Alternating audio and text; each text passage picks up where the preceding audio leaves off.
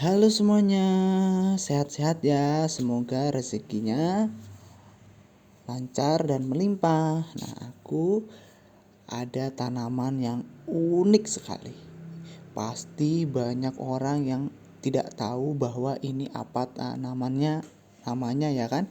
Nah, yang tahu boleh jawab aja di kolom komentar. Nah, ini adalah tanaman Tillandsias ya. Ini adalah tanaman yang tanpa menggunakan tanah. Nah, dia hanya menyerap air dan sumber nutrisinya dari daun. Dan akarnya ini hanya digunakan sebagai jangkar. Nah, perbanyakan dari tanaman ini atau perkembangbiakannya adalah dengan biji atau dengan offset yang disebut pups. Nah, satu tanaman ini bisa menghasilkan selusin anak. Nah, banyak ya kan.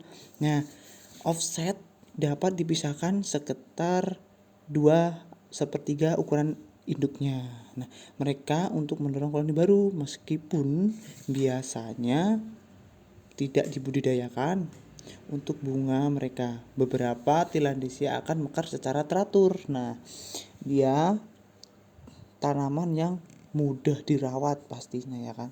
Tidak ribet ya, apalagi makan tempat. Nah, apalagi yang nggak punya lahan buat tanaman yang bagus ini, yang unik ya, tanpa menggunakan tanah. Dia hanya daun dan akar. Akarnya itu hanya sebagai jangkar atau pengikat pada media yang kita letakkan. Contoh ada kayu, kemudian ada batu, dia bisa menempel. Nah, dan bagian serapannya dia itu nutrisinya pada daunnya. Makanya bunga ini bunga yang sangat unik dengan hidup tanpa menggunakan tanah.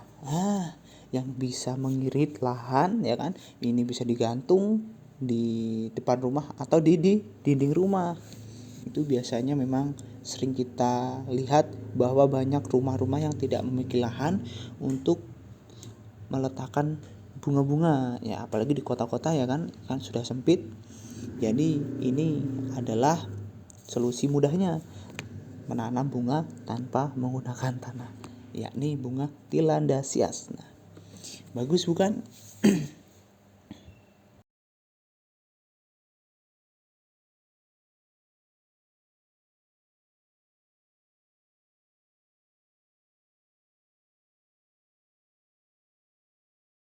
Nah, dan ada satu lagi nih, tanaman yang tanpa menggunakan tanah.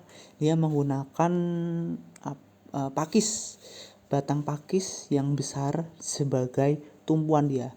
Nah, ini adalah tanaman bunga Platycerium biforcatum. Nah, tanaman yang hidup tanpa adanya tanah dan bisa dikembangbiakan dengan mudah.